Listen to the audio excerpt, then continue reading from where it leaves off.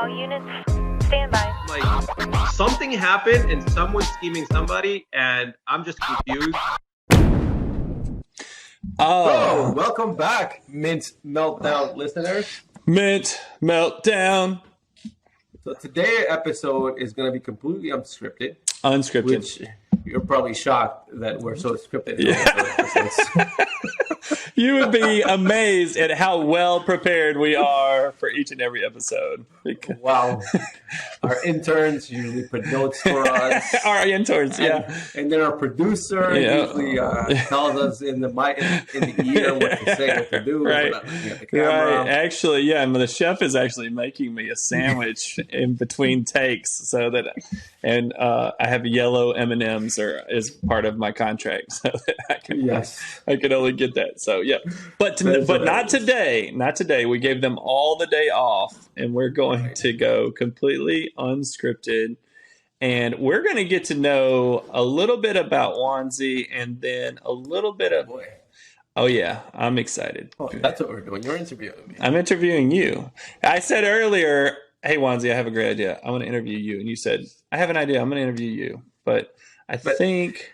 I wasn't aware that it was like a real life. Let's do that. Let's do this. But let's do it. I mean, why not? I'm on the hot seat next week. Everyone on the hot seat. Everyone wants to know about you. I have the fans. I mean, the love letters. The people. Hey, the fart jar lady has called me and said, "Can you please talk a little bit more about Juanzie?"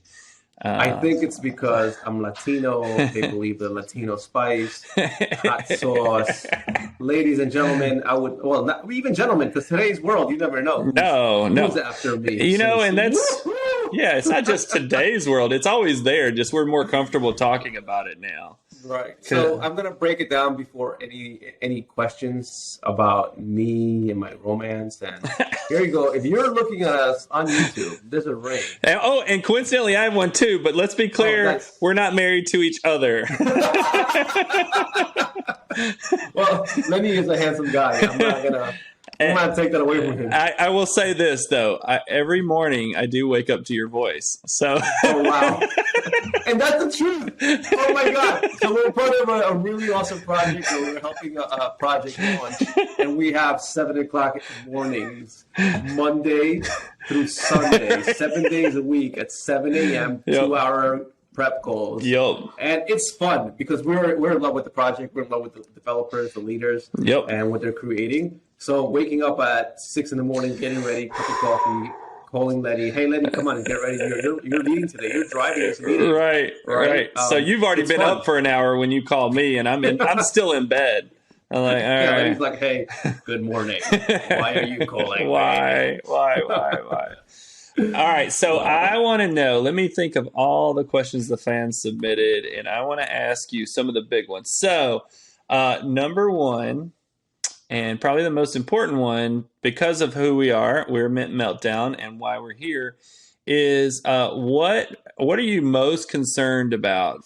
So let's say someone you love and care about is coming into this space, first time ever, and they said, Juan, give me some advice. I want to go and buy my first NFT. What warnings, what are you concerned about that you would advise them on? Let me think about that. So best friends, because it's been the other way around lately. A lot of people I've been reaching out and telling them, hey, jump on the boat. And I've gotten the, we're not interested. Right. Right. But you're weird. Yeah, exactly. It's like you and your cult. Right. So if they want to drink the Kool-Aid because voluntarily they're asking me, I would really tell them to get an idea of what they're getting into as in monetary risk, right? Because these are not cheap. I mean, even the cheapest one at 0.04 ETH, right, is a lot of money. And that's if you're entering the ETH NFTs, Ethereum-based blockchain. There's also the Solana-based blockchain, which is also, it's not quote-unquote expensive, but I mean, come on, in Ecuador, my cousins were asking me the other day about NFTs, and I was like, yeah, you could buy something for 300. And the monthly income for like somebody in Ecuador is like $300-400 a month. Right. That's a month's salary. Like, right. Wow. Right. But let's say we get over that hump. They're ready to go. And you're like, okay, Aunt Karen, you're ready to buy your first NFT. Here's what you should be. Watch out for these things. Here's some words of warnings. What do you give them? Project. Your project that you're looking for. Have you really researched the developers? Have you joined the Discord? Have you talked to other people in that Discord? And if you're interested in a project, let me know. I'm going to jump in there. Also, do my research, because it's easy to get in here and look at really fancy looking projects and then rug pulls, right? Oh, so right. I think that would be the first thing. Like, whatever you think you're going to invest in, run it by me.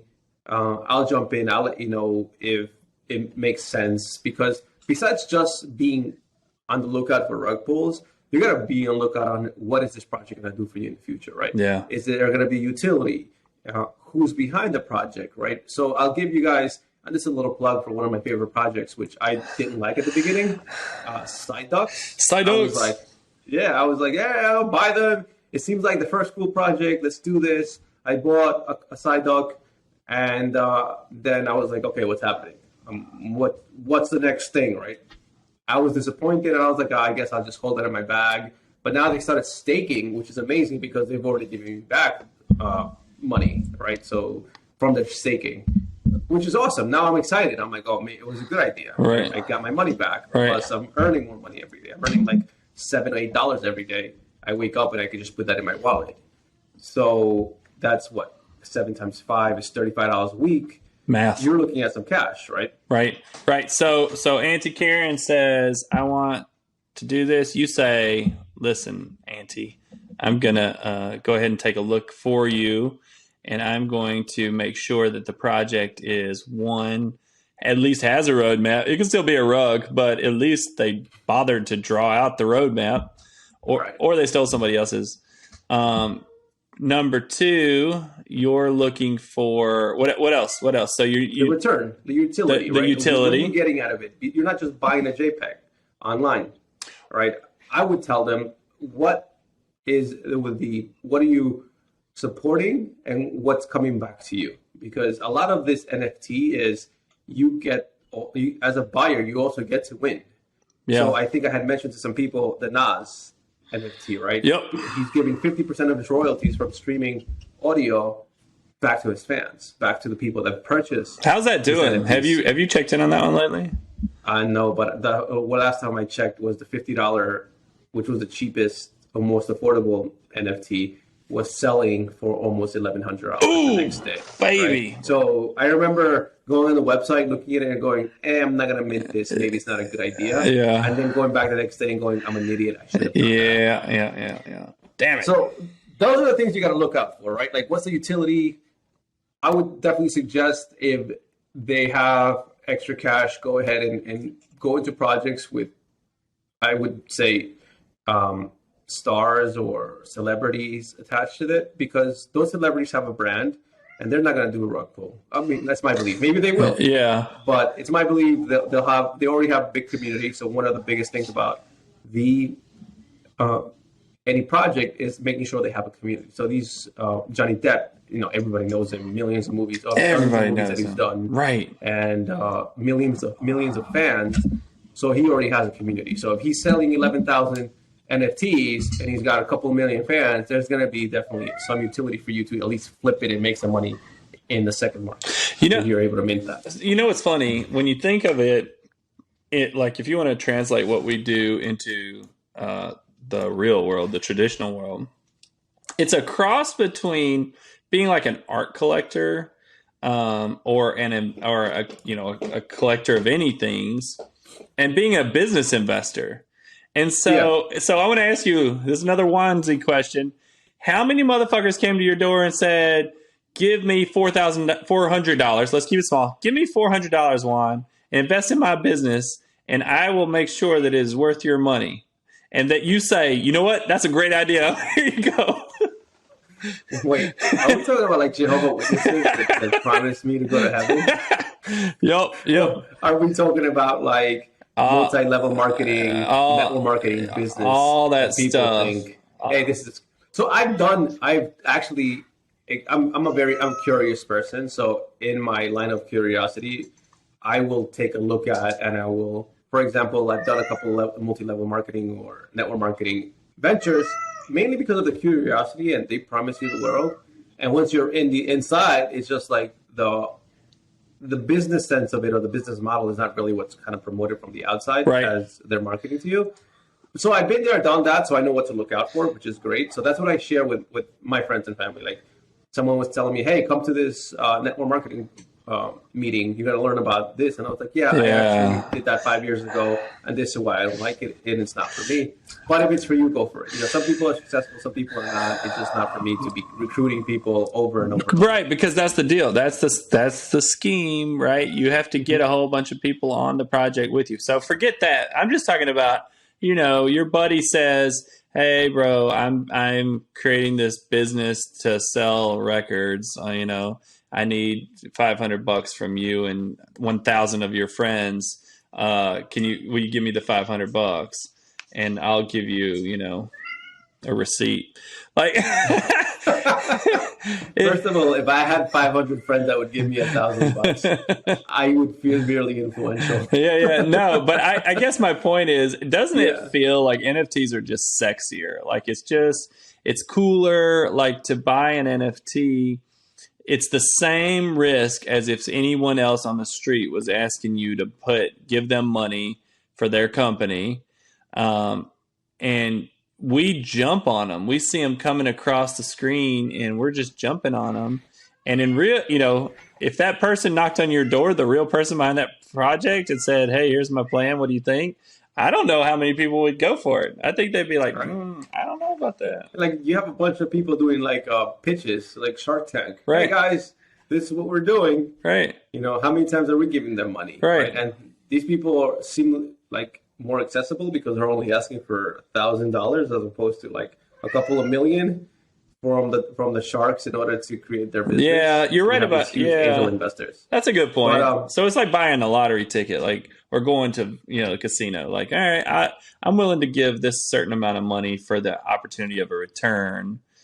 Okay, so compare that. All right, so you're saying you're not likely. Juanzie would not likely give a stranger $500 that asked him to support his company without some good work. Now, for those NFT projects that are more community-based or more organizationally based on some kind of charitable giving, how many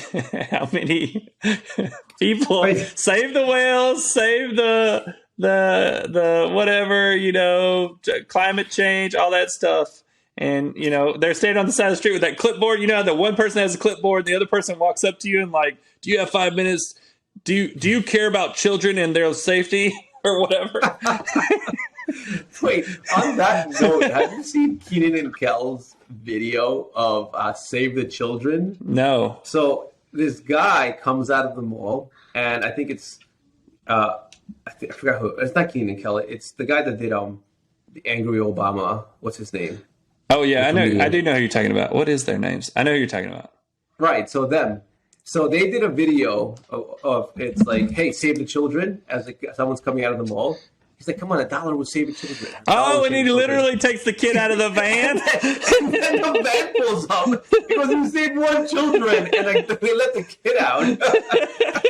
It's like, oh shit, I should have gave more. Oh yeah. Oh, and what is funny about that, because I thought about it, is at least these people, you know who they are because they're in front of you asking you for money. Yeah. Right? Like, now imagine like someone in a costume came and asked you for $500 and they walked away and they never revealed their face. Right. Right. So that's kind of like the other danger. You're in this space. Like, you just have people that are on docs. Right. That are like asking you for money. You have no idea who they are. Right. And people are just throwing money at it all the time. So they're making it rain. Making it rain. All right. So I got off track because I love to think about how crazy we both are sometimes. So who in this space, who is Juanzie's number one North Star? Who do you look to kind of make some of your decisions? Who's your prophet of NFTs? That is a good question. I don't. I don't look at like one individual for profit at NFTs. I really look at the project and the development team behind it. So now, like, I made the mistake of going like after small projects, which just seemed like a good idea. For example, there was a small little project that was going on. It was called Meta Women, or it was like a beauty pageant where they were gonna like raffle off the winnings, the sales in the second market every month to one lucky holder. Okay. And their team seemed really awesome, really legit, hardworking. And I was following them on the Discord, and when they launched, they were minting like 7,000 NFTs. That's what it was, and they only sold like 2,000. Ooh, yeah, right. Yeah. And I was like, wait, how did they sell 2,000? That was my first thought, right? And then I went to see their Twitter, and they only had like 1,800 followers, and their Discord only had 2,500 users. They're like active people. So then I put a question on like, with these amount of Twitter followers and these amount of people in your Discord, how did you expect to sell 7,000? Right. Right. And what I liked about them is they were right on it. They're like, our team thought this. We had corporate people that were going to buy X amount that they did not buy. But we are going to sit here and clean this up and figure out how to make sure that we give value to the people that purchased. Did they, or did you sell it? No, I actually hadn't bought that at that time, but because of what they said, I was like, you know what? I feel like if you guys are willing to put your face in front of this and let people know that you guys are going to figure it out, I bought one to support them as a team. Wow. I told them, I was like, listen, I believe in you guys, so I'm buying one small one. It wasn't a big expense, but it was worth just to really, in a way, let them know that there's a community behind them, because maybe that's what the development team. You're all needs, heart. right? You're all heart, Yeah. Wanzi. That was a love buy. Yeah, that definitely was a love buy. And then I realized that I wasn't really in love with it. Do you still have it? Yeah, I hope because it ain't worth shit. Something. Yeah, a year from now they become something. I hope they do something. But I really like the fact I'm a sucker for people that are put their face in front of a project, put their heart behind it, yep, and are willing to make it work. And they're like, oh no, we messed up and we're out, and leave. Yep. The accountability part is what I really what I love, right? People that can have accountability about their actions and say we're going to figure it out anyway. I was supporting that, as much as not the project, but them. But all right, so I'm with you. But I would say, knowing you and knowing me too, in our small time maturing in the space, don't you think you're less likely to buy those small projects now? Yeah, completely. I think that was the last one. I promise you that was the last project of unknown people, even if they're dogs. The last one. If I buy something, it has to be the Johnny Depp project. It has to be a crypto bat. It has to be the Adidas, because that's something that is not going away, right? Right. So those are the projects that I would get into with big brands behind them, because they have the money to take their brand somewhere, right? Right. But I wouldn't get behind, Michael next door, who wants to do an NFT about saving the trees. Yeah. So like the trees are, they got like they're handicapped trees, and they're in wheelchair, and it's saving the. Not that any of that is funny, right? No, but the point is, everyone is always trying to pull at the heartstrings. Exactly. Okay, I get that. They're trying to manipulate you. They're trying to say, just like I was, kind of joking about the guys that say, "Don't you care about children?" Because they're trying to manipulate you into giving them money, and it's all part of the scam. Like, it's part of the scam. Okay, just to wrap up here, I got some fast fire questions about Juanzie. And we're really going to get to know this guy inside out. Oh, boy. Here we go. Dogs or cats? Dogs. Red or blue? Oh, boy. I would go for blue. Appetizer or dessert? Ooh. That's a tough one. I would go for appetizer. Night or day? Oh, boy. Can we say dusk and dawn? Oh, okay. All right. I would go for day. Day is definitely Day is definitely better. Okay. And final question. I think you're going to shock us all with your answer here. Country or hip hop? Boy. So I'll tell you one thing. You know why that's actually a very like edgy thing? Because my first two CDs that I ever bought as a teenager was Garth Brooks Yes. and Snoop Dogg. Yes. Oh, right. So I know exactly when you bought those too. Yes. So it was my favorite song was I think "The Shores of Cheyenne." Ooh, good one. In Garth Brooks, that CD. Yep. And then my other song was like "You're Not a Friends in Low Places" guy. Oh yeah, I love that. I love that. So I love all those songs. I used to DJ a lot when I was a teenager in college. So I used to do all the dinner parties sneak and all that peek. stuff. Juan went to college. Oh, look at me. Not that I did a lot of studying, but I did. I used to do a lot of. So I did it for 3 or 4 years, but by the time I was 24, I was kind of getting sick of it. And the company that I worked for got purchased by another company, so I had to like kind of reclaim my spot as a DJ. And the new company sent me to a communion, and we ended up at a beach with like 6 5-year-olds, and that was it. Nobody else showed up to the party, and it was me in a suit because they said communion, so I thought I was going to be inside a hall in the suit, sweating in the middle of the summer, and doing the chicken dance with these kids. Nice. And I was like. And that was my last gig. I quit. You're like, I quit. It's over. I quit forever. I cannot do this. It was so much fun, but when I did that, I was like, I can't. I quit for. Oh, since you're a New York guy, I guess I have to ask some New York questions. Jets or Giants? Jets. And Mets or Yankees? I don't like baseball, but probably because I'm a front runner, I'll go with the Yankees. Oh, there you go. I like the teams that win. That's like my dad. Daddy doesn't love a loser. Oh, that's funny. Okay, so that was getting. But you forgot Knicks or Brooklyn Nets, bro. Oh, excuse me. Yeah, what's the answer to that? Right now, the Brooklyn Nets. I've been to a few of their games. Why does New York have so many teams? That's incredible. It's kind of like California. Doesn't LA have like 4 different teams? I guess so. I guess so. Well, I was in Chicago and we had a couple of baseball teams, but there was only really one. So, as you can see. All right, great getting to know Juanzie. The fans will be very happy. All the questions, I think. Let me check the notes. Yep, 700 people sent in notes, and I think I covered them all. I know. 700 people. Your fan club is watching closely. So, all right. So that's the episode. Enjoyed 8. I think this is episode 8 and 9. I don't know. The Ocho. Wait. Ocho Juanzie? Seiji is making an appearance in the background. If anyone could hear her, nice. She's also always part of the show. Juanzie, are you bilingual? Yes. See? I speak Spanish. I speak English. And I understand Turkish a little bit. Wow. And I can speak a little Turkish. Which is really Shit, I wouldn't even recognize that language if someone spoke it. I'm from the South, so I also speak. Do you speak any other languages? Hillbilly. I love that one.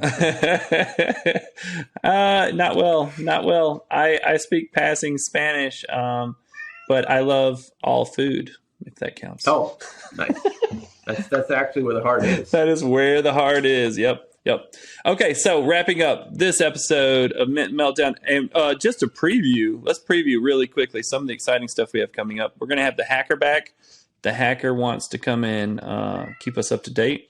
We have potentially an exciting guest that is in the security community from a big project. I don't want to say more. And then we we have another big name collector. Juan is actually really good at getting to know some folks out there that are pretty exciting that we are going to be talking about. And also, I didn't even tell you this one. So look, this is so mysterious because nobody will know what the fuck we're talking about. My friend that we're talking about as an influencer for that project we're working on, she would be interested in doing a podcast too. Oh, that's so awesome. You know what? And I don't know if you remember this, but we're actually going to be launching our own NFT project towards the end of the year, and it's podcast related. Ooh, yeah. I did not remember that. Exactly. I mean, I just showed you all the logos that I've been working on. Oh, that's right. Oh, it's going to be so dope. It's going to be so dope. So that's why we're like excited. We love this space. We want to bring value to the community. We want to bring value to you, the guys that are listening, and the ladies that are listening. So and keep in touch. All genders and all peoples, even androids, all day. Goodbye. All right, guys, take care. Bye. Mint Meltdown.